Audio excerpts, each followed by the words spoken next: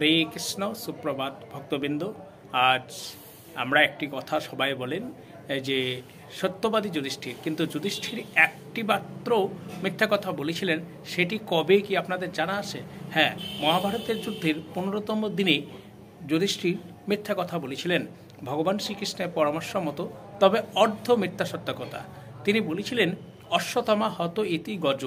এই গজ শব্দটি যখন তিনি বলতে চাইছিলেন, ঠিক সেই সময় ভগবান শ্রীকৃষ্ণ তার শাঁখ বাজিয়ে দেন। এর ফলে তার গুরু দ্রোণাচার্য এই গজ শব্দটি শুনতে পাননি।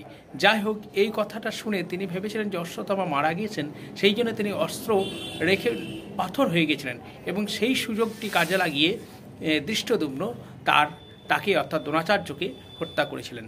এই একটি মিথ্যা কথা বলার জন্য যুধিষ্ঠিরের রথ কিন্তু আগে মাটি থেকে 4 আঙ্গুল উপরে উঠত, কিন্তু তারপর থেকে মাটিতেই ঠেকে যায় তার রথের চাকা।